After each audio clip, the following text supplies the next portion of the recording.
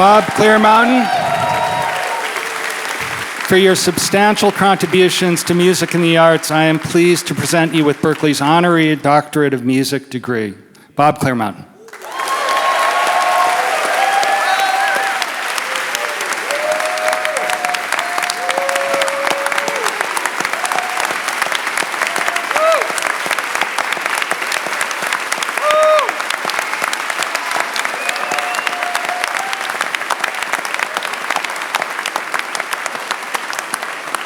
All right. First of all, I'm overwhelmed. I really am. And I'm intimidated, actually. And standing up here with my pretty boring speech, I think, and especially after Milo's amazing speech, that was incredible. Dude, you're brilliant.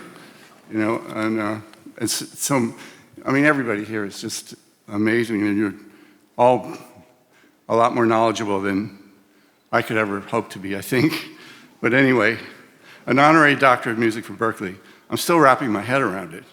I always figured, if anything, I'd be the guy calling a doctor, not becoming one. But here we are. When my career began way back in the early 70s, that's the 1970s, not the 1870s. I didn't take the academic route. In fact, Berklee didn't yet have the kind of recording and music production programs you have today. I took the learn by doing, mostly by mistake, path, more like an apprentice, really. So this honor means more to me than I can possibly say. When I started working in a studio, I was 19 years old and barely knew what an aux send was. My higher education consisted of being told how to get coffee the right way so that the producer didn't bitch and complain. and then learning quickly not to comment on the music. I learned by watching, listening, and occasionally screwing up, often while the tape was rolling. Remember, does anybody remember tape? We used to use that. We used to record on that stuff. It worked, but I missed out on the deeper technical training you've been able to gain here. And let's face it, that kind of knowledge is more important than ever now that so much music production takes place in the box.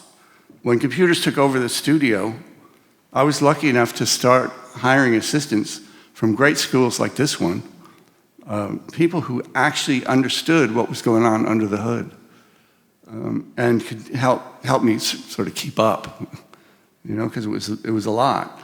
Honestly, half the time I was just hoping my clients wouldn't figure out I had no idea how to set up an audio group in my DAW. People often ask about the technical secrets behind certain mixes. So here's one. Here's a little anecdote. One, maybe the only mixing trick I'm known for, which is the guitar delay on the David Bowie song, Let's Dance. I don't know how many people are familiar with this, but it was a pretty big hit. Oh, good.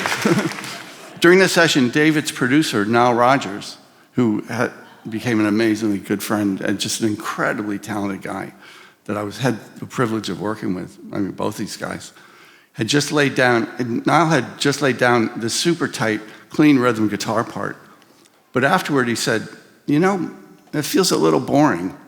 Can you add some kind of slap delay on it to give it some more vibe? I said, yeah, okay.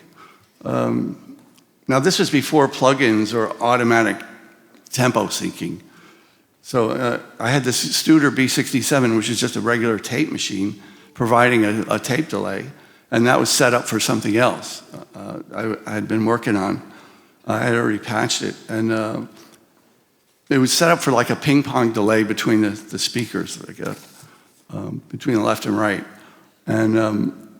But the thing was that the returns were way too loud for this particular thing, and the timing wasn't, I hadn't had a chance to set the timing. You had to vary speed the tape machine in order to get the timing exactly in tempo with the song, and I hadn't really had a chance to do that.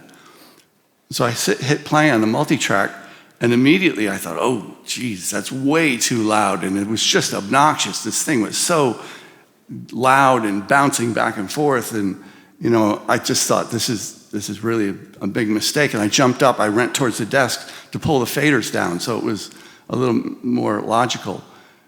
But just at that moment, both Niall and David jumped up and said, no, just leave it. That's exactly perfect. I was like, so, okay. Okay. So I left it that way. But what I'm trying to get at is what I thought was a total mistake ended up being a defining part of the record. In fact, Niles even often said it helped make the song a hit. So yeah, sometimes the best thing you can do is screw up. If I've learned anything over the years, it's that music isn't about perfection. It's about connection. It's not the pristine take that matters. It's the one that makes you feel something. And I think this goes the same, even though I'm talking about making a record, it goes the same with everything you guys do.